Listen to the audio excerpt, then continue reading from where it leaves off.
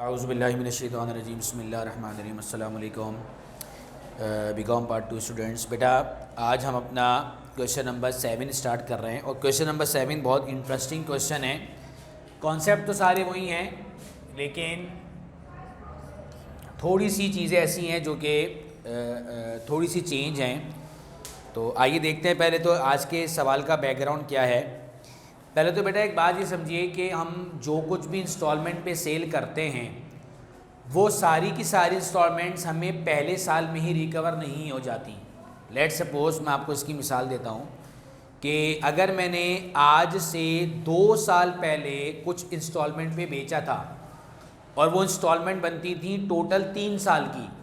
वैसे तो 5-5 साल 7-7 साल तक की इंस्टॉलमेंट्स भी होती हैं, लेकिन हम सपोज करते हैं कि अगर हमने 3 साल की इंस्टॉलमेंट्स पे भी कुछ बेचा था तो वो जो 2 साल पहले बेचा था उसकी इंस्टॉलमेंट उस साल भी मिली होंगी जिस साल बेचा था, फिर उससे अगले साल भी मिली होंगी, इस साल भी मिली होंगी और कुछ इंस्टॉलमेंट अगले साल भी मिलेंगी।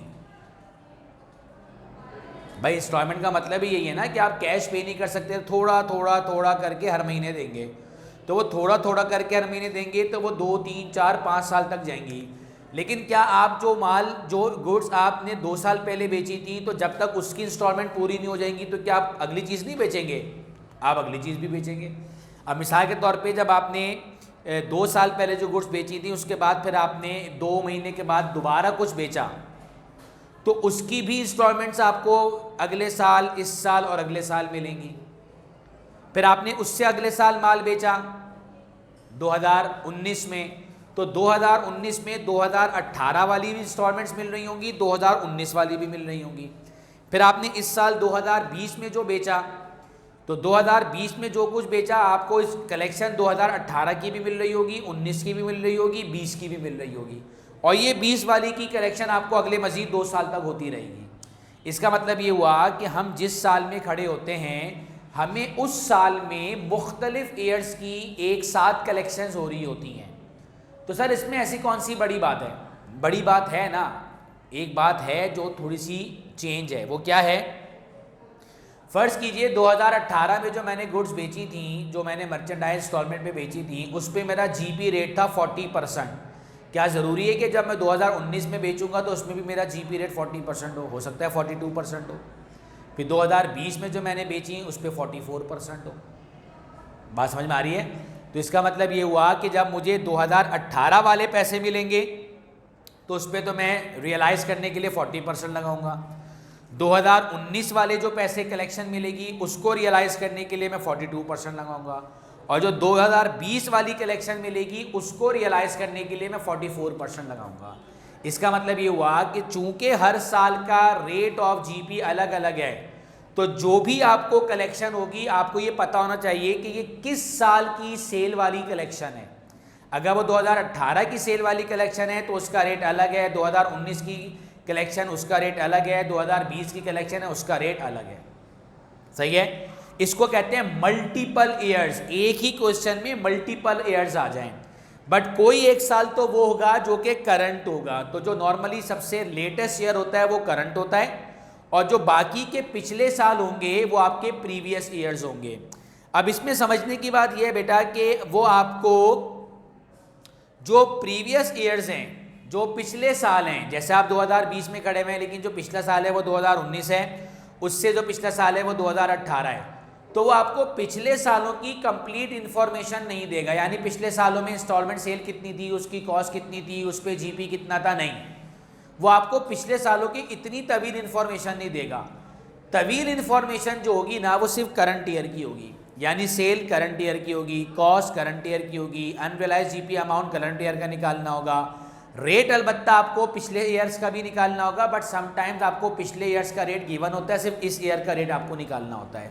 तो बताने का मकसद ये है कि जितनी एंट्रीज हम बनाते हैं ना, ख़ास तौर पे instalment sale, cost of instalment sale वगैरह की, एक्सपेंसेस की, वो करंट ईयर की बनती हैं जिस साल में खड़े में। बाकी जो पिछले साल की चीज़ें हैं वो मुकम्मल गिवन नहीं होती, पिछले साल की सिर्फ काम की चीज़ें गिवन होती हैं। पिछले साल की काम की चीज़ें क्या हैं कि सिर्फ कलेक्शन कितनी मिली, पिछले साल की काम की चीज़ें क्या हैं कि पिछले साल में रेट कितना है।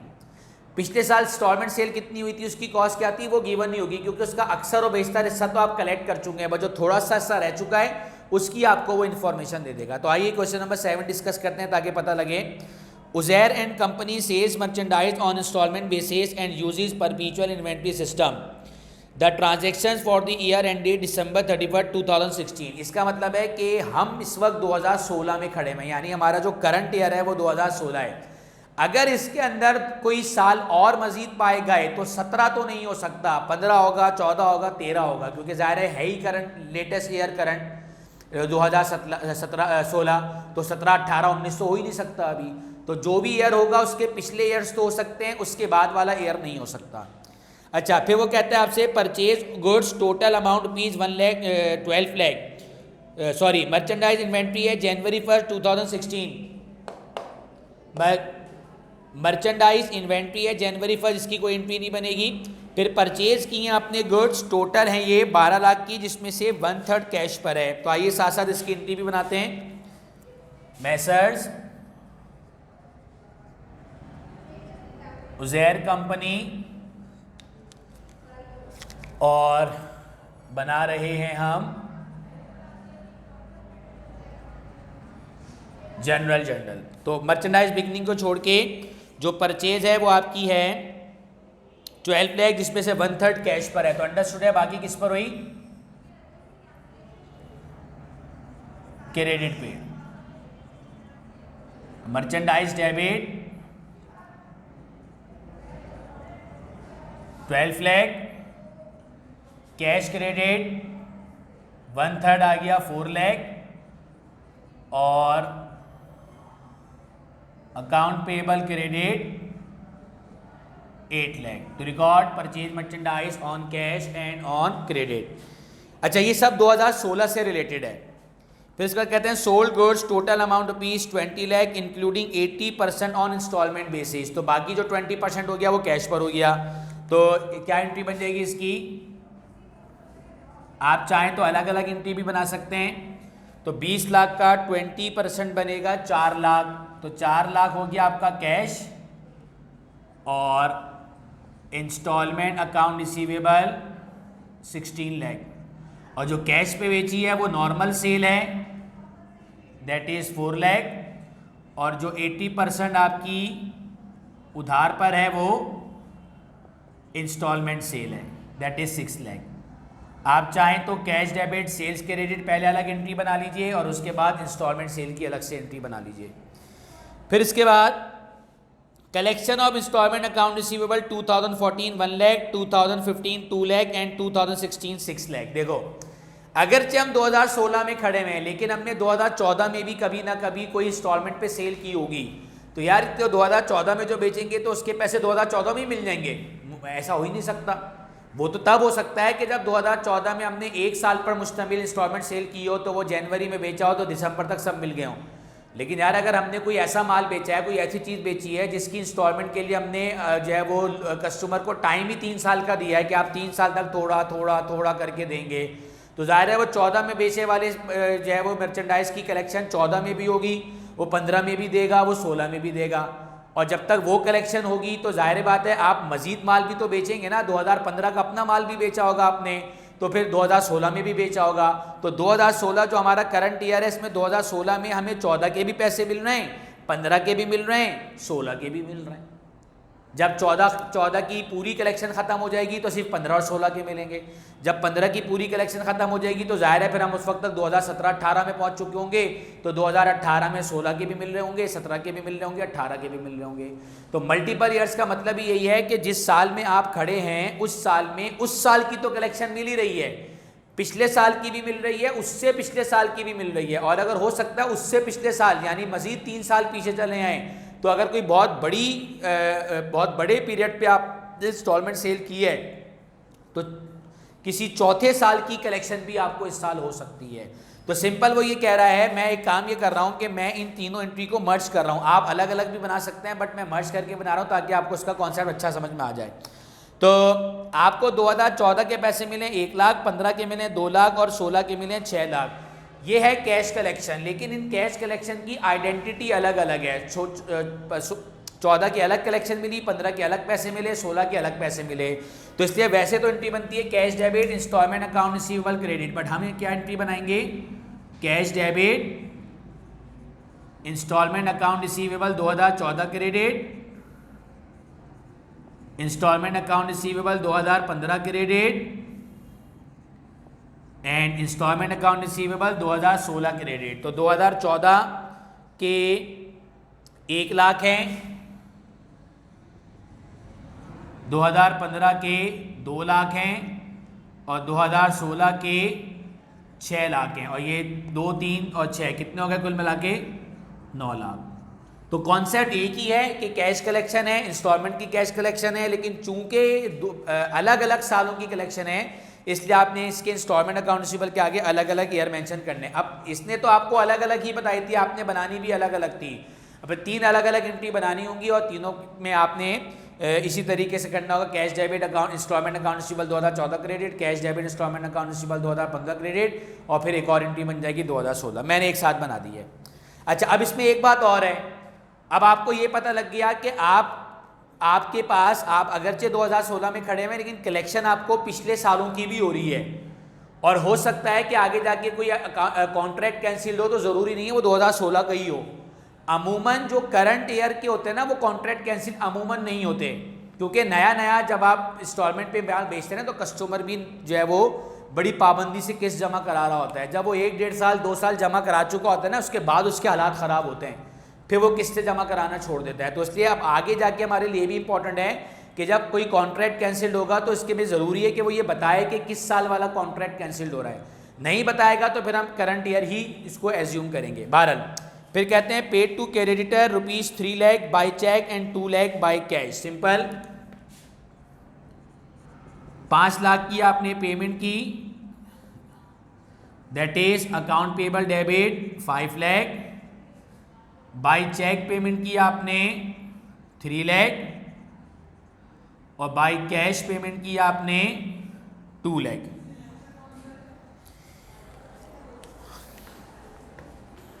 अच्छा, जब किसी ईयर की इंफॉर्मेशन नहीं हो तो बस अंडरस्टूड है कि वो सारा काम करंट ईयर का ही हो रहा है जिस साल में हम असल में खड़े हुए हैं, यानी 2016।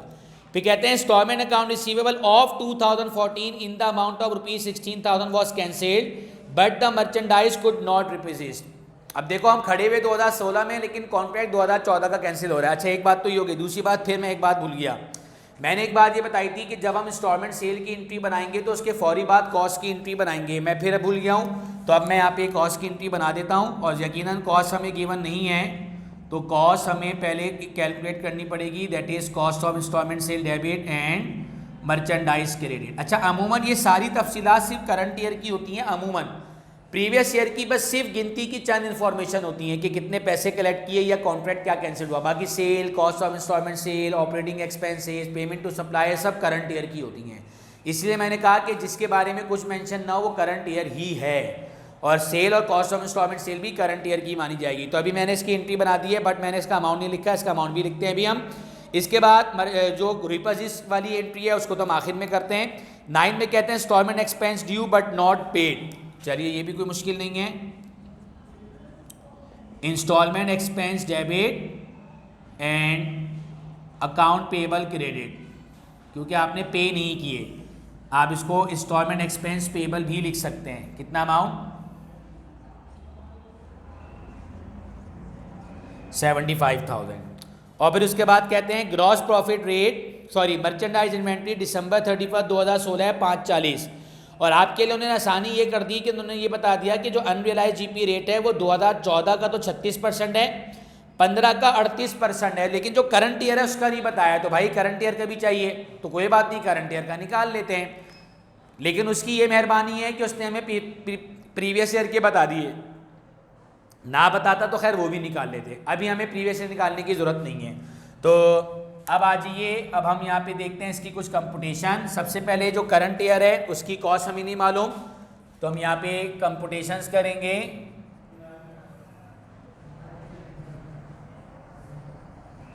और कंपुटेशन में सबसे पहली है cost of instalment sale. Understood है, ये 2016 की ही है। और चूंकि इसमें मर्चेंडाइज बिगिनिंग और एंडिंग वाली कहानी है तो ज़ाहिर है इसके अंदर हम पहला वाला फॉर्मूला ही लगाएंगे। तो आ जाइए, सबसे पहले बिगिनिंग इन्वेंट्री कितनी है? Beginning inventory 3 lakh. फिर हम इसके अंदर ऐड कर देंगे टोटल परचेजेस, इधर कैश परचेज और क्रेडिट परचेज। तो हमारी जो परचेज है वो टोटल है 12 लाख, कोई ट्रांसपोर्टेशन या रिटर्न नहीं है, इसलिए ये हमारी नेट परचेज है। तो कुल मिल गया ये कितना? 15 lakh. That is cost of goods available for sale, लिख लीजिएगा आप, लेस एंडिंग स्टॉक ऑफ 2016, वो हमें गिवन है नेक्स्ट पेज पे 5,40,000।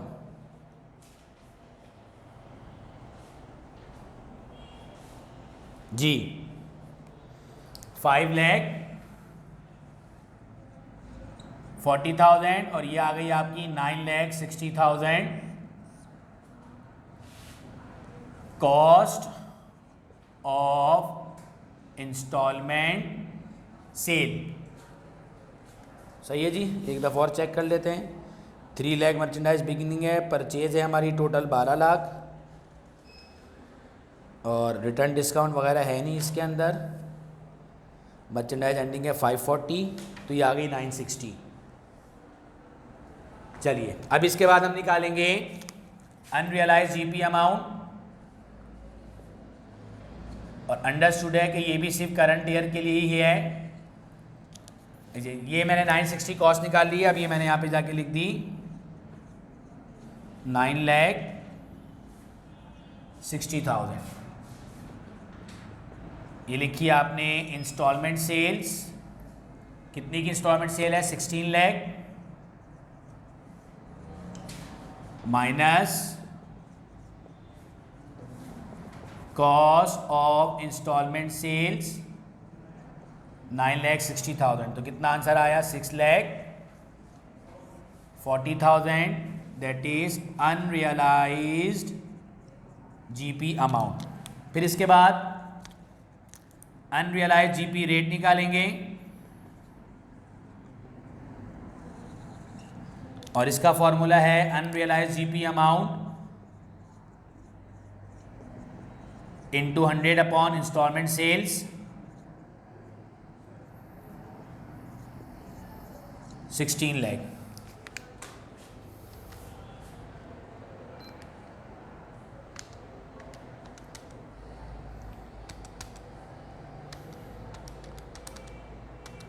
फोर्टी %।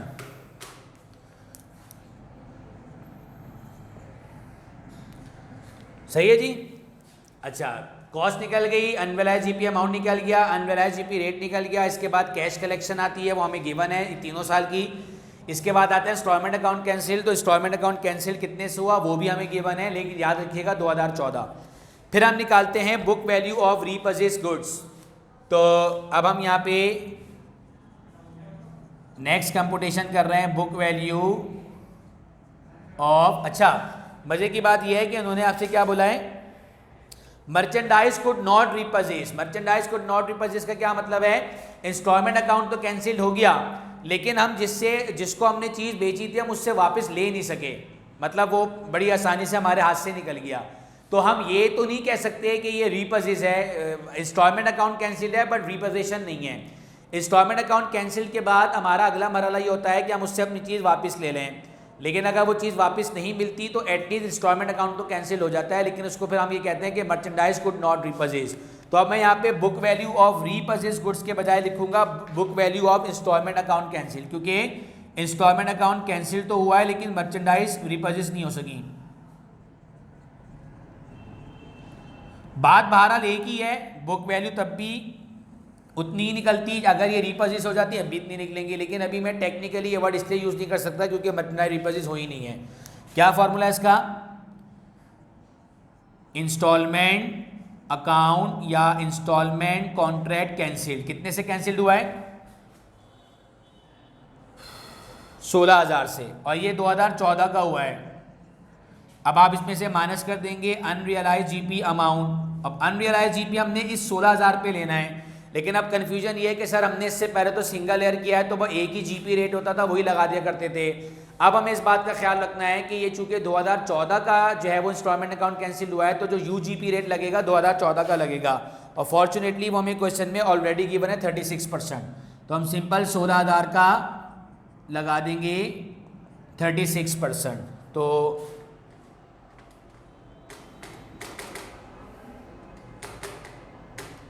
$5,760, इसका मतलब ये हुआ 10,240। इसको हम बोलेंगे बुक वैल्यू। इसका मतलब ये है कि अगरचे हमें कस्टमर से मिलने तो इसके 16,000 रुपये थे, लेकिन चूंकि अब वो भाग गया, उसने पैसे देना बंद कर दिए, तो अब ये हमें पैसे नहीं मिलेंगे, और जब नहीं मिलेंगे तो जाहिर बात है ये इसके अंदर जो प्रॉफिट है वो भी नहीं मिलेगा। तो इसलिए मैंने इसमें से इसका प्रॉफिट अलग करके इसकी असल कीमत मालूम कर ली। यानी हम ये कह सकते हैं कि अगरचे हमें मर्चेंडाइज रिपर्चेस नहीं हुई, लेकिन उसके बावजूद भी वो जो चीज़ लेके भाग गया है हमारी, जो पकड़ में नहीं आया, वो चीज़ अभी भी हमारी इतनी की है। अगर हम उससे वो वापस लेने में कामयाब हो जाते तो यार उसको हम मार्केट में जाते तो हमें कुछ तो पैसे मिलते हैं ना। 10,240 की वो चीज़ असल में है, मार्केट में जाते 6 मिलते, 8 मिलते, 9 मिलते, 5 मिलते, तो नुकसान कम होता। अभी क्या है, अभी ये इतनी वैल्यू की चीज़ तो थी हमारी, लेकिन हमारे हाथ में नहीं आई, तो इसका मतलब क्या है कि ये पूरा का पूरा क्या होगा, हमारा लॉस होगा। तो इसलिए हम क्या लिखेंगे यहाँ पे, सिंपल से एक स्टेटमेंट लिख देंगे, since the goods are not repossessed,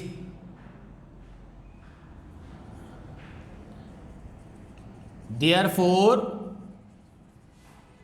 the book value of rupees 10,240 is total loss। इसी को हमने कह दिया कि ये हमारा टोटल लॉस है। अगर रिपोजेस हो जाती और मार्केट में किसी कीमत में बिक जाती तो जाहिर है फिर हमारा लॉस इतना नहीं होता, बल्कि हो सकता है फ़ायदा ही हो जाता है, क्योंकि कभी कभी फ़ायदा भी हो जाता है। ओके, फिर इसके बाद बारी आती है नेट प्रॉफिट और लॉस की। सुनाओ, नेट प्रॉफिट और लॉस। अच्छा, एक चीज़ और रह गई है, रियलाइज जीपी। अभी मैं कर देता हूँ वो भी, तो बल्कि पहले वही कर लेते हैं। और ये इस वाले क्वेश्चन में रियलाइज जीपी बड़ा इंटरेस्टिंग है।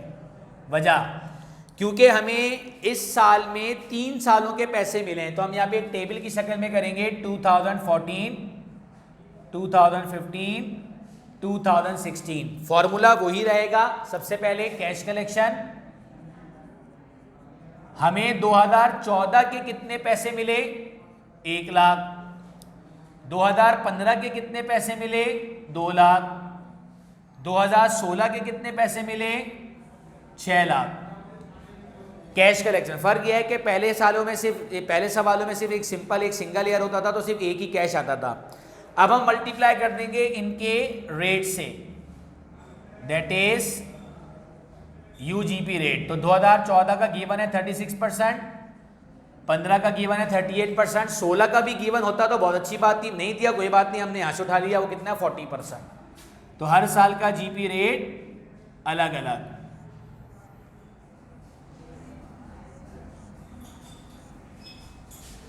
इसको हम कहेंगे कि ये हमारा रियलाइज जीपी है। चलिए, 1 लाख का 36% आ गया 36,000, ये आ गया 76, और 6 6 12 6 18, ये आ गया 2,40,000। और लास्ट में हम कर देंगे कंप्यूटेशन नेट प्रॉफिट या लॉस। चलिए, क्या फॉर्मूला है,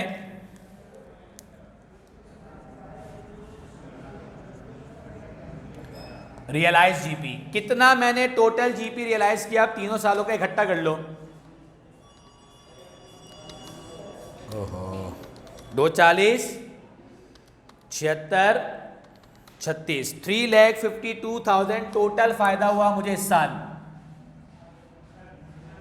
इसमें से हम माइनस कर देंगे इंस्टॉलमेंट एक्सपेंसेस, चाहे वो कैश के जरिए पे हो गए हों या ना हुए हों। तो हमारे पास यहाँ पे एक ही एक्सपेंस है 75,000, और अगर गेन है तो ऐड कर देंगे, लॉस है तो लेस कर देंगे। तो हमें लॉस हुआ था इंस्टॉलमेंट अकाउंट कैंसिल पे 10,240, तो 3,52,000 minus 75,000 minus 2,66,760, 2,66,760, that is net profit. सही है जी। चलिए अब हमारी यहाँ पे रिपोजिशन की एंट्री रह गई थी, पहले रिपोजिशन की एंट्री बना लेते हैं।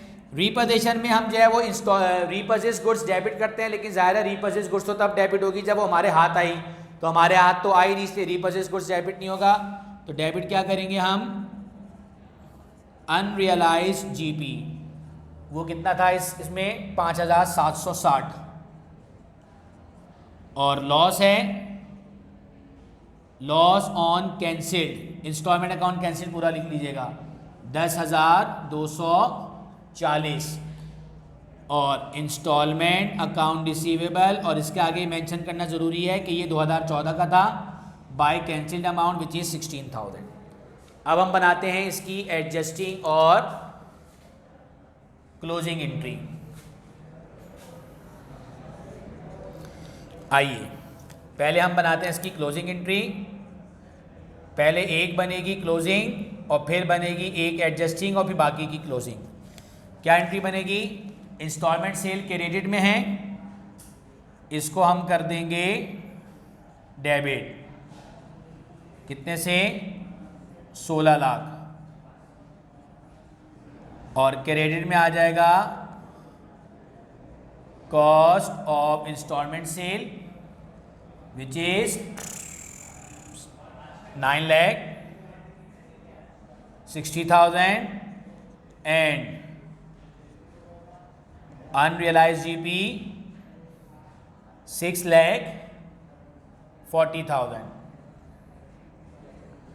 अच्छा, अब बड़ी इंटरेस्टिंग बात है, ये अनरियलाइज्ड जीपी तो सिर्फ और सिर्फ 2016 का ही, क्योंकि आपने एंट्री 2016 की बनाई है कि सेल की, इंस्टॉलमेंट सेल की, बट यही एंट्री जब 2014 और 15 में बनी होगी तो उस वक्त 2014 और 2015 का भी अनरियलाइज्ड जीपी क्रेडिट हुआ होगा। फिर उसमें से जैसे जैसे ये रियलाइज होता गया होगा, आप अनरियलाइज को डेबिट करते रहेंगे, रियलाइज को क्रेडिट करते रहेंगे। तो बेसिकली हमें इस साल में 3 सालों का अनरियलाइज जीपी रियलाइज हुआ है। तो इसलिए जब हम इन 3 सालों के अनरियलाइज जीपी को रियलाइज करेंगे तो इसकी एडजस्टिंग एंट्री बनती है unrealise GP debit and realise GP credit. हम अनरियलाइज तीनों सालों का अलग अलग डेबिट करेंगे। ये लीजिए, unrealised GP 2014 debit, unrealised GP 2015 debit and unrealised GP 2016 debit. कितना कितना 36,000 रुपये ये हमारा रियलाइज हुआ है, 76,000 ये रियलाइज हुआ है, 2,40,000 ये रियलाइज हुआ है, और कुल मिला के कितना रियलाइज हो गया, that is realise GP credit, और वो कितना है 3,52,000। सही है। तो बस इतना सा फर्क है एडजस्टिंग एंट्री में कि अनरियलाइज अलग अलग डेबिट होंगे, रियलाइज एक होगा। अब हम बनाते हैं इसकी दूसरी क्लोजिंग, और दूसरी क्लोजिंग के तहत हम यहाँ पे रियलाइज जीपी को करेंगे डेबिट। मैं क्यों पहली क्लोजिंग के बाद एडजस्टिंग पे जाता हूँ, क्योंकि जब तक रियलाइज जीपी क्रेडिट में नहीं आएगा, अपने नॉर्मल बैलेंस में नहीं आएगा, तो क्लोज कैसे होगा। इसलिए पहले रियलाइज जीपी को क्रेडिट कर दो ताकि पता लगे कितना रियलाइज है। अब इसको आपने क्लोज करने के लिए डेबिट कर दिया, दैट इज 3,52,000, और गेन नहीं हुआ था हमें, बस। तो ये आ गया आपका एक्सपेंस एंड रेवेन्यू समरी 3,52,000। चलिए अब इसके बाद तीसरी एंट्री बनेगी इसकी, जिसके अंदर आप तमाम एक्सपेंसेस को करेंगे बारी बारी क्लोज, लेकिन इसके लिए आप पहले एक्सपेंस एंड रेवेन्यू समरी को करेंगे डेबिट और क्रेडिट करेंगे आप इंस्टॉलमेंट एक्सपेंसेस 75,000 और लॉस जो कि डेबिट में होता है ये आपने कर दिया क्रेडिट 10,240 और ये हो गया आपका 85,250। अब आप देख सकते हैं कि एक्सपेंस एंड रेवेन्यू समरी एक क्रेडिट में और एक डेबिट में और डेबिट वाला कम है। अगर आप इसमें से इसको माइनस कर देंगे तो जो आंसर आएगा वो क्या कहलाएगा 266,760। याद रखिए जो आखिरी वाली एंट्री बनाएंगे वो मैच होगी आपके इस नेट प्रॉफिट से। तो ये आपने चौथी एंट्री बना दी, expense and revenue summary debit and capital credit 266,760। तो बेटा ये आपका एक बहुत ही कॉम्प्रिहेंसिव क्वेश्चन था जो कि हमने आज डिस्कस किया। बहरहाल असाइनमेंट के तौर पे मैं भी आपको मल्टीपल ईयर्स नहीं दे रहा हूँ, असाइनमेंट में आपको दे रहा हूँ question number 2, question number 3 and question number 6। Question number 2, question number 3, question number 2, question number 3 and question number 4। चलिए ये ले लीजिए, 6 भी ले लीजिए तो अच्छा है।